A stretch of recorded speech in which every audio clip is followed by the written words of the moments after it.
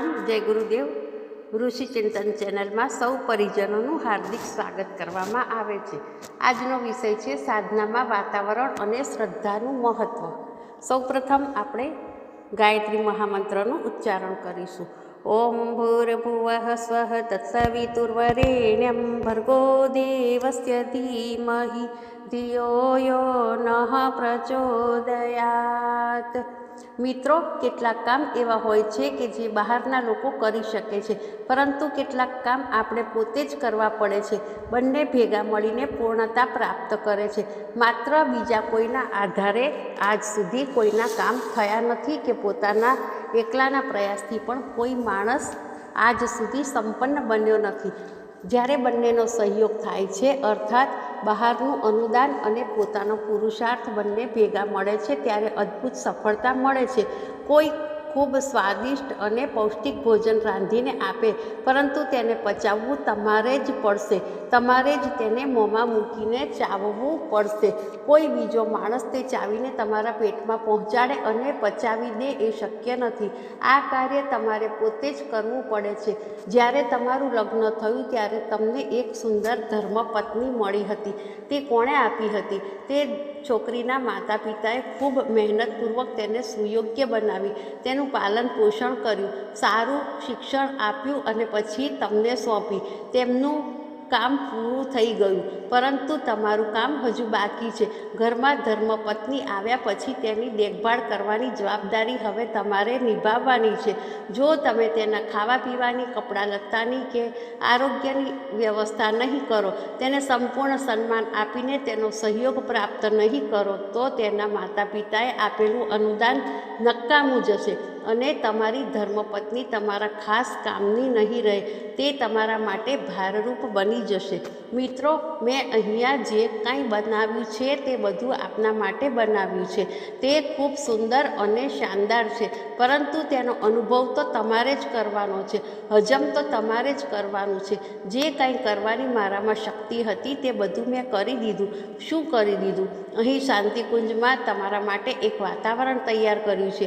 અહીંયા તમને શા માટે બોલાવ્યા છે? તે વાતાવરણનો લાભ લેવા માટે બોલાવ્યા છે।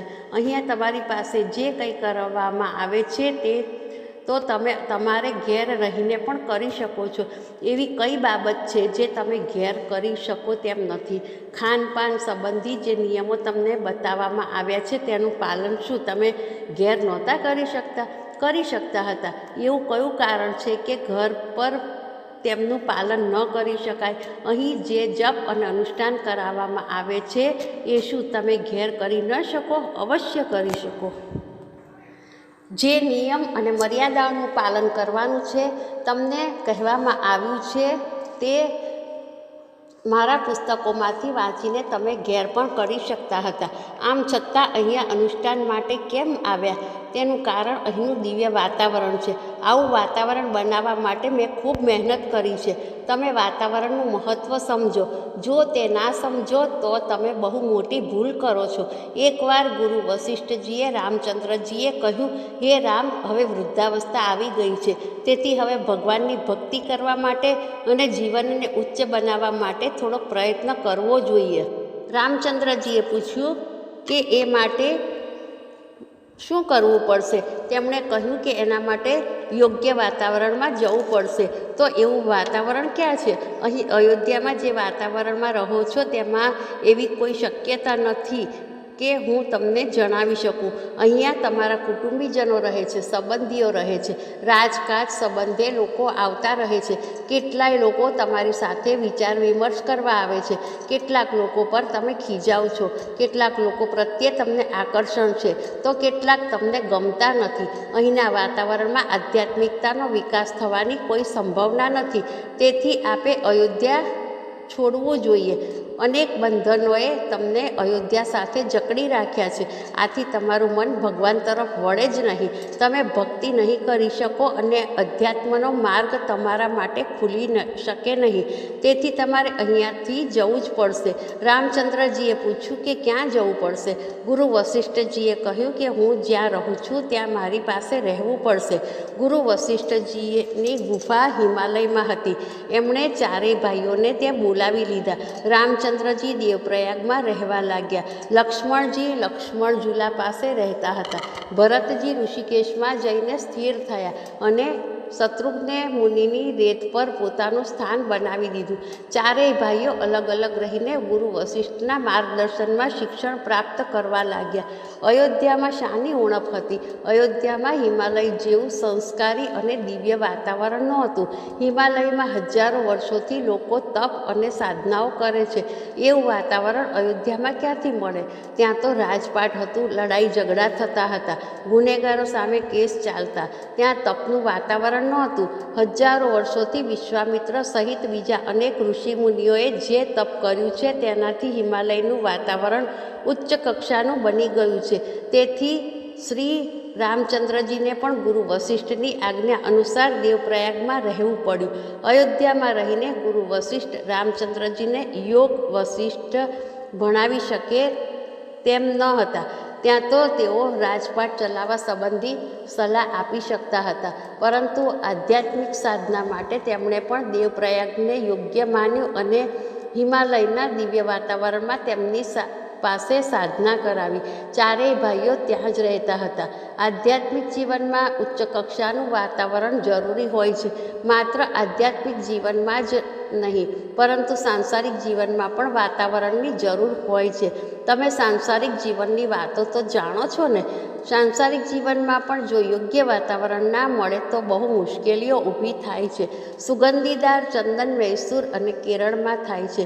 એ જ ચંદનનું વૃક્ષ જો તમે તમારા ગામમાં રોપો તો તે થશે તો ખરું, પણ તેમાં મૈસૂરના ચંદન જેવી સુગંધ નહીં હોય. એવી કઈ બાબત છે કે જે સુગંધને પણ બદલી નાખે છે? એ છે વાતાવરણ. તેનો આધાર જળવાયુ પર રહેલો છે. નાગપુરના સંતરા અને મુંબઈના કેળા ખૂબ મીઠા હોય છે. એ જ છોડ જો તમે તમારે ત્યાં રોપો તો તે મીઠા નહીં થાય. એનું કારણ ત્યાંના વાતાવરણની વિશેષતા છે. બંગાળાના લોકોનું સ્વાસ્થ્ય તમે જોયું હશે. તેઓ દુબળા પાતળા અને કદમાં નીચા હોય છે, જ્યારે સીમા પ્રાંતના લોકો લાંબા અને હૃષ્ટપુષ્ટ હોય છે. તેઓ શું ખાય છે? એ જ દાળ રોટલી ખાય છે. તો પછી કયા કારણે તેઓ એટલા બધા હૃષ્ટપુષ્ટ તથા મજબૂત હોય છે? એ વાતાવરણની કમાલ છે. આ સંદર્ભમાં બીજી એક પુરાણી વાત યાદ આવે છે. શ્રવણકુમાર પોતાના માતા પિતાને ખભે કાવડમાં બેસાડીને તીર્થયાત્રા કરાવવા માટે નીકળ્યા હતા. મેરઠ એટલે યુપી પાસે એક જગ્યા છે. ત્યાં જઈને તેઓ ઊભા રહ્યા અને માતા પિતાને કહ્યું કે તમારી આંખો ખરાબ છે, પણ પગ તો ખરાબ નથી ને? શું તમારાથી ચાલી ના શકાય? હું તમારી લાકડી પકડી લઈશ અને તમે મારી પાછળ પાછળ ચાલજો. તમે મારા ખભે શા માટે સવાર થાઓ છો? શ્રવણના માતા પિતા આશ્ચર્યમાં પડી ગયા. તેના ખભે બેસીને ચાલવા પાછળ તેમનો મતલબ એક જ હતો કે તેમને દીકરો સંસારમાં અજર અમર થઈ જાય, આખી દુનિયા તેનું નામ લીધા કરે. પોતાના બાળકોને પ્રેમ આપવા માટે તેનું જીવન એક ગાથા બની જાય છે, એક ઉદાહરણ બની જાય છે. એમના બેસવાનું કારણ ચાલવું ન પડે એવું ન હતું. તેમણે કહ્યું, સારું, હવેથી તું જેમ કહીશ એવું અમે કરીશું, પણ એક કામ કર, આજે રાત્રે આપણે અહીં નહીં રોકાઈએ. અહીંથી આપણે ખૂબ દૂર જતા રહેવું જોઈએ અને આ ક્ષેત્રને છોડી દેવું જોઈએ. શ્રવણકુમારે માતા પિતાનું કહેલું માન્યું અને તે વિસ્તારમાંથી ખૂબ દૂર જતો રહ્યો. જેવો તે વિસ્તાર પૂરો થયો કે તરત જ શ્રવણકુમારને પોતાના વર્તન બદલ ખૂબ આશ્ચર્ય થયું. તે ધ્રુસકે ને ધ્રુસકે રડવા લાગ્યો. તેણે કહ્યું કે પિતાજી, હું તમને આવું કઈ રીતે કહી શક્યો કે તમે ચાલીને યાત્રા કરો? મને આટલું મોટું સૌભાગ્ય મળ્યું છે, એને હું સાથી છોડવા ઈચ્છતો હતો. પિતાએ કહ્યું, બેટા, એમાં ગભરાવાની કોઈ જરૂર નથી. વાસ્તવમાં જે જગ્યા પર તને એવો વિચાર આવ્યો ત્યાં મય નામનો એક રાક્ષસ રહેતો હતો. ત્યાં તેણે પોતાના માતા પિતાને મારી નાખ્યા હતા. એ જ સ્થળેથી આપણે પસાર થઈ રહ્યા હતા. પેલા રાક્ષસના પાશવી સંસ્કાર એ ભૂમિમાં હતા. તે ભૂમિના કુસંસ્કારોના લીધે મારા મનમાં એવો વિચાર આવ્યો હતો. હવે આપણે તે ક્ષેત્રમાંથી બહાર નીકળી ગયા છીએ, તેથી હવે તારા વિચારો પણ પહેલાં જેવા બની ગયા છે. હવે તમે સમજી ગયા હશો કે વાતાવરણની કેટલી બધી અસર થાય છે. તમને મેં એટલા માટે જ અહીંના વાતાવરણમાં બોલાવ્યા છે, હિમાલયની નજીક બોલાવ્યા છે. હિમાલય અહીંથી જ શરૂ થાય છે. અહીં શિવ અને સપ્તર્ષિઓનું સ્થાન હતું. સ્વર્ગ ક્યાં હતું? હિમાલયમાં ગોમુખથી આગળ નંદનવનમાં હતું. સ્વર્ગ જમીન પર હતું. સુમેરુ પર્વત પણ ત્યાં જ છે. દેવો એ જ વિસ્તારમાં રહેતા હતા. બધા જ મહાન ઋષિઓ અને સપ્તર્ષિઓથી માંડીને સનંદન, નારદ, શંકરાચાર્ય સુધીના બધા જ મહાપુરુષોએ તેમની સાધના હિમાલયના એ ક્ષેત્રમાં જ કરી છે. તેથી હિમાલયનું વાતાવરણ પવિત્ર અને અદ્ભુત છે. ગંગાની મહત્તા તો તમે જાણો જ છો. ભૌતિક દ્રષ્ટિએ મને આધ્યાત્મિક દ્રષ્ટિએ ગંગાને આખી દુનિયા જાણે છે. જે જગ્યા પર મેં આ શાંતિકુંજ બનાવ્યું છે તેનું મહત્ત્વ મારા ગુરુદેવે બતાવ્યું છે. અહીં 7 ઋષિઓએ તપ કર્યું હતું. અહીં ગંગાની 7 ધારાઓ હતી. એમાંની 2 ધારાઓ તો લુપ્ત થઈ ગઈ છે, પરંતુ 5 ધારાઓ હજુ પણ જોવા મળે છે. જો તે ધારાઓ ગાયબ થઈ ગઈ તે ક્યાં ગઈ? તે આજે જ્યાં શાંતિકુંજ બન્યું છે ત્યાં જ હતી. એક ધારા અહીંથી બહાર તરફ વહેતી હતી. તેને બંધ બાંધીને રોકી દેવામાં આવી છે. એમ છતાં એનું પાણી જમીનમાં વહેતું રહે છે. શાંતિકુંજની પાછળ એક કોતર જેવું વહે છે. તે પાણી જમીનમાંથી બહાર આવે છે. તમે ગમે ત્યાં થોડો ખાડો ખોદો તો ગંગાજળ મળે છે. આ ગંગાજીની વિશેષતા છે. શાંતિકુંજ હિમાલયના દ્વાર પાસે બન્યું છે. અહીં એવું પ્રાણવાન વાતાવરણ છે કે પ્રાચીન કાળની જેમ ગાય અને વાઘ એક સાથે પાણી પીએ છે. શાંતિકુંજમાં પણ આવું જ વાતાવરણ છે. અહીં તમને એવા લોકોનું સાનિધ્ય મળ્યું છે કે તમે જો આખા હિન્દુસ્તાનમાં ફરો તો પણ તમને આવું પ્રાણવાન સાનિધ્ય બીજે ક્યાંય નહીં મળે. અહીં આધ્યાત્મિકતા માટે ખૂબ યોગ્ય વાતાવરણ છે. એટલા માટે તમને અહીં સાધના કરવા માટે બોલાવ્યા છે. તો ગુરુજી, શું એટલાથી જ અમને સફળતા મળશે? ના બેટા, આટલું જ પૂરતું નથી. તમારે તેમની સાથે સાથે તમારે શ્રદ્ધાને પણ જોડવી પડશે. જો તમે શ્રદ્ધાને નહીં જોડો તો આ જમીન પણ ગંગા કિનારાની બીજી જમીન જેવી જ છે, જ્યાં લોકો માછલા પકડે છે. જો શ્રદ્ધા અને ભક્તિનો અભાવ હોય તો સારા વાતાવરણમાં પણ કોઈ ફાયદો થતો નથી. જો શ્રદ્ધા હોય તો ગંગા તરણતારિણી બની જાય છે અને પોતાના સંતાનોનો ઉદ્ધાર કરી દે છે. પણ શ્રદ્ધાના અભાવમાં તે માત્ર એક નહેર બની જાય છે. તેનું પાણી સામાન્ય પાણી જેવું જ બની જાય છે. તમારે તમારી શ્રદ્ધાને ઊંચી બનાવવી પડશે. તમે તમારી શ્રદ્ધાને જીવંત કરો અને એવો અનુભવ કરો કે અત્યારે તમે જે સ્થાનમાં રહો છો ત્યાંનું વાતાવરણ સાધનાને સફળ બનાવવામાં સમર્થ છે. 7 ઋષિઓનું આ તપસ્થળ ગાયત્રીના અધિષ્ઠાતા ઋષિ વિશ્વામિત્રનું પણ તપસ્થળ છે. એમણે ગાયત્રી મંત્રનો સાક્ષાત્કાર અહીં જ કર્યો હતો. વિશ્વામિત્ર ક્યાં રહેતા હતા? તેમની ઝૂંપડી ક્યાં હતી? અહીં શાંતિકુંજ બન્યું છે ત્યાં જ હતી. આ વિશ્વામિત્રનું સ્થાન છે. વાતાવરણની કેટલી અસર પડે છે તે તમે જોઈ છે ને. ચોમાસામાં તીડનો રંગ લીલો હોય છે, પણ ગરમીના દિવસોમાં તે પીળા રંગના થઈ જાય છે. ગરમીમાં તે પીળા કેમ થઈ જાય છે? એનું કારણ એ જ છે કે તેને ચારેય બાજુ સુકાઈ ગયેલું ઘાસ જોવા મળે છે. તેને જોતાં જોતાં તે પીળા રંગનું થઈ જાય છે. ચોમાસામાં ઘાસ લીલું હોય છે, તેથી તે લીલા રંગના હોય છે. ભઠ્ઠીની પાસે બેસનારનું શરીર પણ ગરમ થઈ જાય છે. જ્યાં બરફ પડતો હોય ત્યાં રહેવાથી શરીર ઠંડુ થઈ જાય છે. તમને પણ અહીં વિશિષ્ટ અનુભવ થયો હશે. હજુ બીજી પણ એક વાત રહી જાય છે. એના વગર તમને અહીંના વાતાવરણનો પૂરો લાભ નહીં મળી શકે. એના માટે શ્રદ્ધા હોવી ખૂબ જરૂરી છે. જો તમારામાં શ્રદ્ધા ના હોય અને તમે માત્ર અહીંની ઇમારતો જોતા રહો, આશ્રમ જોતા રહો, કોઈ હોટલ કે ધર્મશાળાના રૂપમાં જોતા રહો તો તમારા માટે તે એવો જ બની જશે. જો તમારામાં ઊંડી શ્રદ્ધા હશે તો તમારા માટે તે ગાયત્રીનું તીર્થ છે. મેં એને તીર્થ બનાવ્યું છે. તીર્થોમાં જે વિશેષતા હોય છે તે બધી જ અહીં છે. એને શાનદાર, શ્રેષ્ઠ અને સમર્થ તીર્થ બનાવવા માટે મેં તમામ પ્રયત્નો કર્યા છે. રામચંદ્રજીએ 10 અશ્વમેઘ યજ્ઞો કર્યા હતા, તેથી દશાશ્વમેઘ ઘાટ તીર્થ બની ગયો. દુનિયામાં બીજી પણ મોટી ઇમારતો કે મોટા સ્થાન હશે, પરંતુ એ બધા તીર્થ બની શકતા નથી. પ્રકૃતિના બધા સ્થળો સરખા જ હોય છે, પરંતુ જે ભૂમિ પર કોઈ મહાન કાર્ય થાય છે તે તીર્થ બની જાય છે. તીર્થ માટે ભૂમિને સંસ્કારવાન બનાવવી પડે છે. પ્રાચીન કાળમાં ઋષિઓએ ગુરુકુળ, આશ્રમ તથા આરણ્યક બનાવ્યા હતા. ત્યાં સાધનાના મોટા મોટા અનુષ્ઠાનો થતા હતા. હું પણ આ જ કરી રહ્યો છું.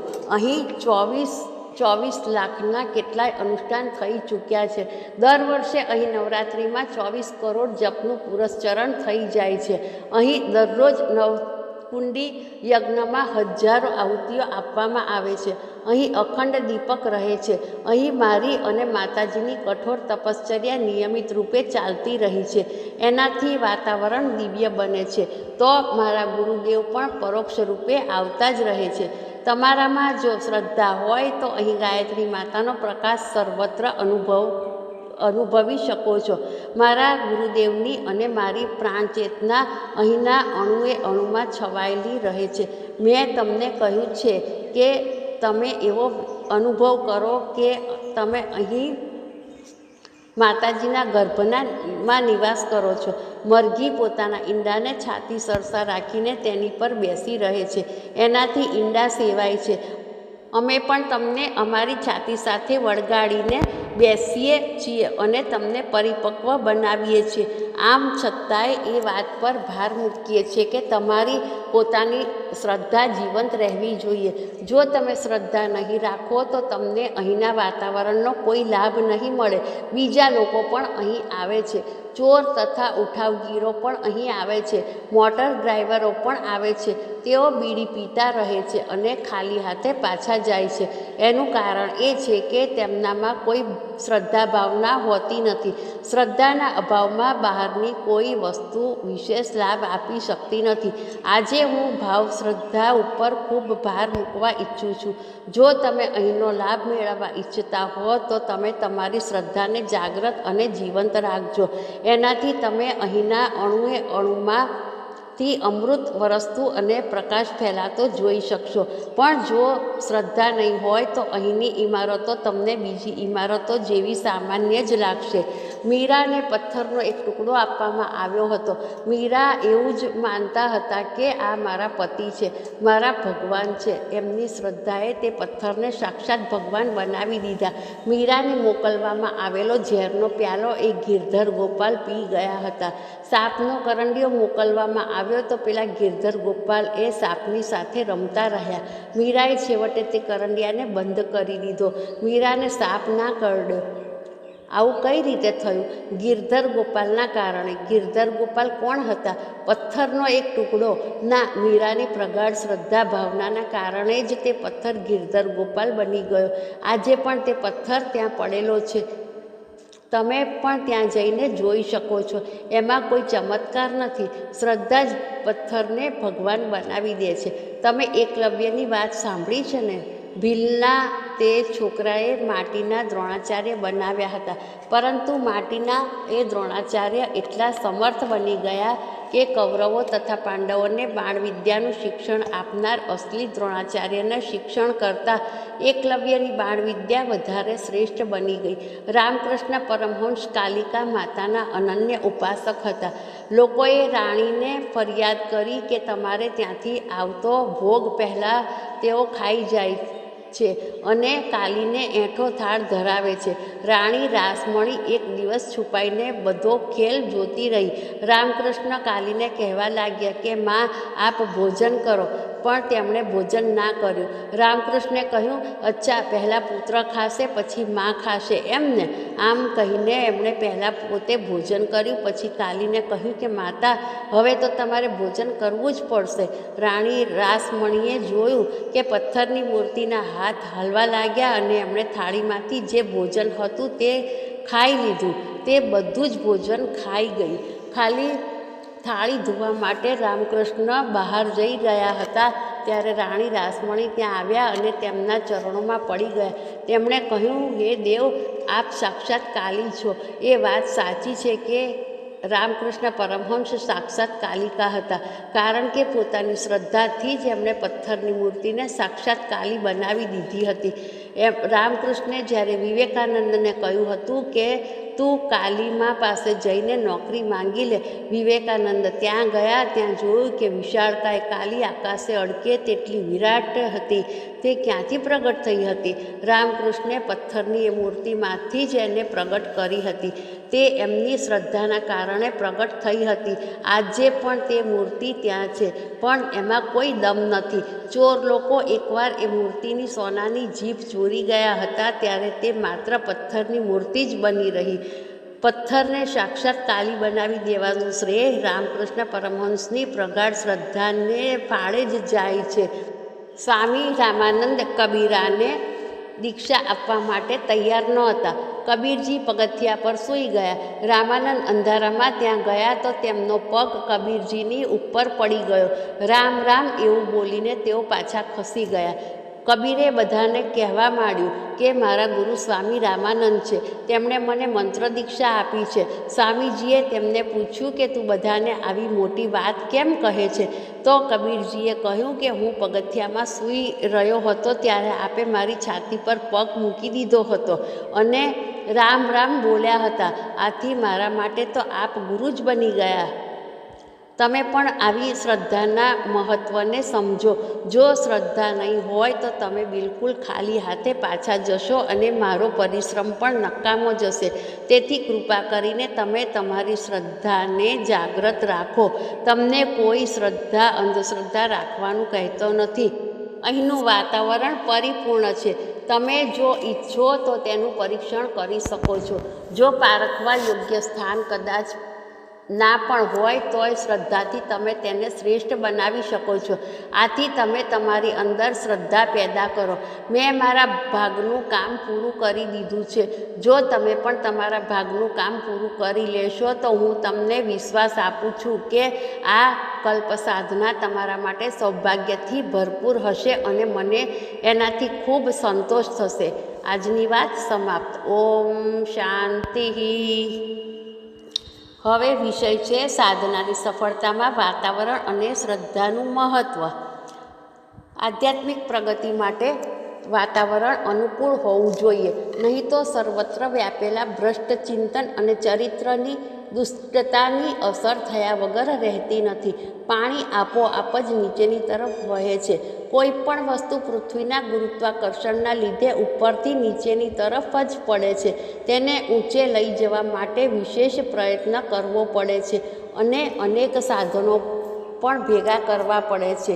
એ જ રીતે આત્મિક પ્રગતિ માટે પણ ઉત્સાહ વધારે તથા માર્ગદર્શન આપે એવું વાતાવરણ જરૂરી છે.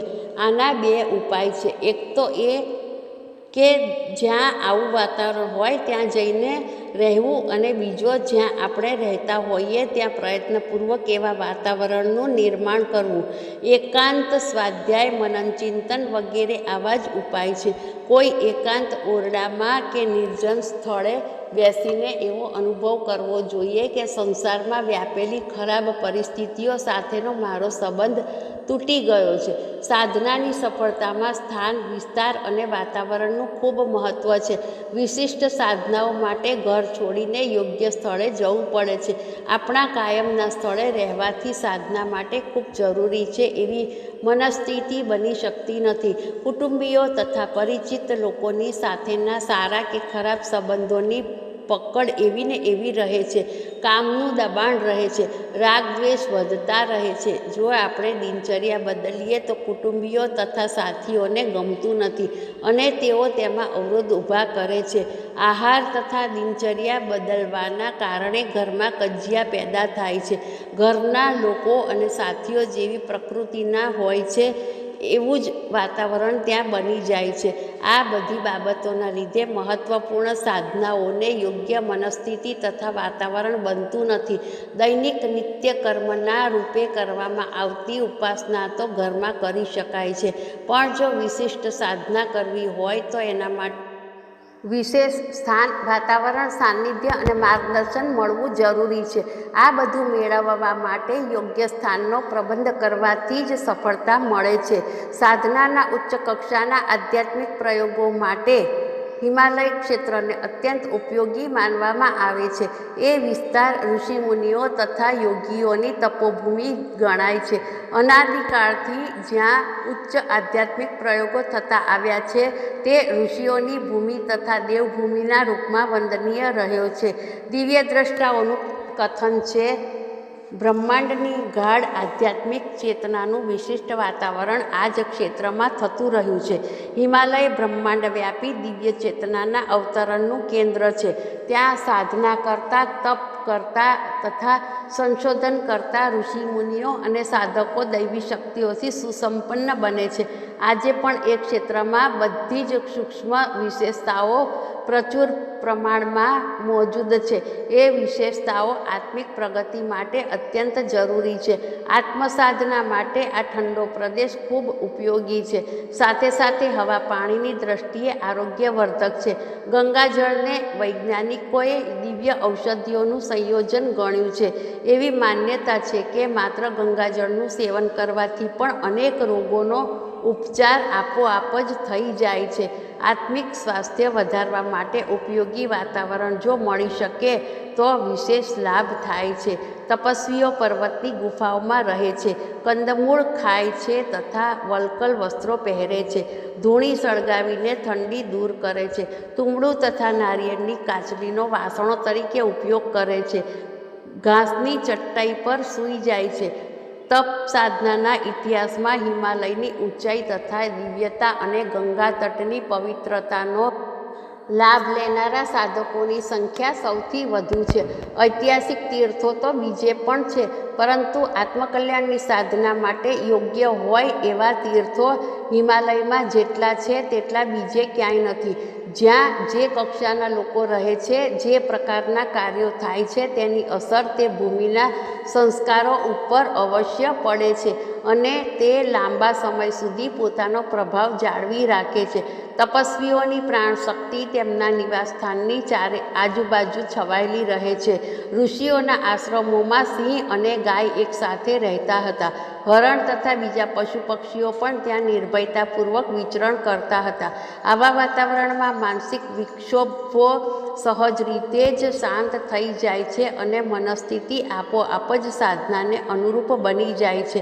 આ દ્રષ્ટિએ હિમાલયની મહત્તા અજોડ છે. એક જ મંત્ર, એક જ સાધના પદ્ધતિ અને એક જ ગુરુનું માર્ગદર્શન મળવા છતાં જુદા જુદા સાધકોની આત્મિક પ્રગતિ જુદી જુદી હોય છે. કોઈ ઝડપથી આત્મવિકાસના સોપાનો સર કરે છે તો કોઈ ધીમી ગતિએ આગળ વધે છે. આનું શું કારણ છે? વિદ્વાનોએ એનો ઉત્તર એક જ વાક્યમાં આપતા કહ્યું છે કે આધ્યાત્મિક ક્ષેત્રની શ્રદ્ધાની શક્તિ જ સર્વોપરી છે. જે રીતે શક્તિના આધારે ભૌતિક કાર્યો થાય છે તથા ઈચ્છિત પરિણામ મળે છે, એ જ રીતે આધ્યાત્મિક ક્ષેત્રમાં શ્રદ્ધાના આધારે જ પરિણામ મળે છે. શ્રદ્ધા વગરની સાધના સાવ નિષ્પ્રાણ રહે છે અને તેના માટે કરેલો શ્રમ પણ નકામો જાય છે. શ્રદ્ધાનું મહત્વ બતાવતા ગીતાકારે કહ્યું છે, શ્રદ્ધામયોયમ પુરુષો યો યચ્છ્રદ્વઃ સ એવ સઃ. આ પુરુષ શ્રદ્ધામય છે. જેની જેવી શ્રદ્ધા હોય છે તે પોતે પણ એ શ્રદ્ધાને અનુરૂપ જ બની જાય છે. આ શ્રદ્ધા જ પથ્થરની નિર્જીવ મૂર્તિમાં પ્રાણ પૂરી દે છે અને તેને અલૌકિક શક્તિથી સંપન્ન કરી દે છે. મીરાએ કૃષ્ણની પ્રતિમાને પોતાની શ્રદ્ધાના બળે એટલી સજીવ બનાવી દીધી હતી કે તે સાક્ષાત કૃષ્ણ કરતાં વધારે પ્રાણવાન લાગતી હતી. શ્રદ્ધા અને વિશ્વાસ વિશે રામાયણમાં એક સુંદર પ્રસંગ આવે છે. સમુદ્ર પર પુલ બાંધતી વખતે રીછ વાનરો ભગવાન રામ પ્રત્યેના પોતાના વિશ્વાસ અને શ્રદ્ધાનો આધાર લઈને સમુદ્રમાં પથ્થરોને તરાવી શક્યા હતા, પરંતુ રામે પોતે જે પથ્થર ફેંક્યો તે ના તરી શક્યો. આ પ્રસંગ વિશે શાસ્ત્રકારોએ કહ્યું છે કે રામ કરતાં રામનું નામ મોટું છે, પરંતુ નામમાં કોઈ શક્તિ હોતી નથી. શક્તિ શ્રદ્ધામાં જ હોય છે. તે અદ્ભુત સામર્થ્ય પેદા કરે છે. આધ્યાત્મિક ક્ષેત્રમાં શ્રદ્ધાની શક્તિ સર્વોપરી છે. આધ્યાત્મિક ક્ષેત્રમાં શ્રદ્ધા પાયાની વસ્તુ છે. ગાઢ શ્રદ્ધા જ ચમત્કાર બતાવે છે. શ્રદ્ધા અને વિશ્વાસ વગર જીવનમાં કોઈ પ્રગતિ થતી નથી, પરંતુ આધ્યાત્મિક ક્ષેત્રમાં તો એને પ્રાણ ગણવામાં આવી છે. આદર્શોનું પાલન કરવામાં પ્રત્યક્ષ રીતે જોઈએ તો નુકસાન જ થાય છે, પરંતુ ઉચ્ચ માન્યતાઓમાં શ્રદ્ધા રાખવાના કારણે જ મનુષ્ય ત્યાગની અને બલિદાનનું કષ્ટ સહન કરવા ખુશીથી તૈયાર થઈ જાય છે. ઈશ્વર અને આત્માના અસ્તિત્વને પ્રયોગશાળામાં સાબિત કરી શકાતું નથી, કારણ કે તેમનો આધાર શ્રદ્ધા ઉપર જ રહેલો છે. શ્રદ્ધાને મહાનતાનું બીજ કહેવામાં આવે છે. તે જ ઉગે છે, વધે છે અને જીવનરૂપી વૃક્ષને કલ્પવૃક્ષ જેવું બનાવી દે છે. તે જ ચેતનાને પ્રાણવાન બનાવે છે. નર પશુમાંથી માનવ કે મહામાનવ બનવાની દિશામાં આગળ વધવાનું સાહસ શ્રદ્ધાના આધારે જ થઈ શકે છે. શ્રદ્ધા અને આસ્તિકતાનો એકબીજા સાથે ગાઢ સંબંધ છે. શ્રદ્ધાના આધારે જ ઈશ્વરની કૃપા મળે છે. ઈશ્વરની જેટલી કૃપા મળે છે એના પ્રમાણમાં જ જીવન વંદનીય બનવાની સંભાવના રહેલી છે. આ સ્થિતિને રિદ્ધિઓ અને સિદ્ધિઓની જનની કહી શકાય. આ આસ્તિકતાનું પરોક્ષ ફળ છે. સત્ય, સદ્ગુણો, ઐશ્વર્ય તથા જ્ઞાનનો ભંડાર પોતાની બુદ્ધિથી મળતો નથી. એના માટે પ્રેમ ભાવનાનો વિકાસ કરવો પડે છે. એને શ્રદ્ધા કહે છે. શ્રદ્ધા સાધકને સત્ય સુધી પહોંચાડી દે છે. શ્રદ્ધાના બળે જ ચિત્તની મલિનતા તથા ખરાબ ચિંતનનો ત્યાગ કરીને પોતાના ચિત્તને પરમાત્મા સાથે જોડી શકાય છે. પરમાત્મા પ્રત્યે જે તીવ્ર આત્મભાવ પેદા થાય છે એ જ શ્રદ્ધા છે. સાત્વિક શ્રદ્ધાથી અંતઃકરણ આપોઆપ પવિત્ર બની જાય છે. શ્રદ્ધાયુક્ત જીવનથી મનુષ્યના સ્વભાવમાં સુંદરતાનો સમાવેશ થાય છે. એને જોઈને શ્રદ્ધાવાન સંતોષ પામે છે. સરળ હૃદયની શ્રદ્ધાથી શ્રેય પથની સિદ્ધિ મળે છે.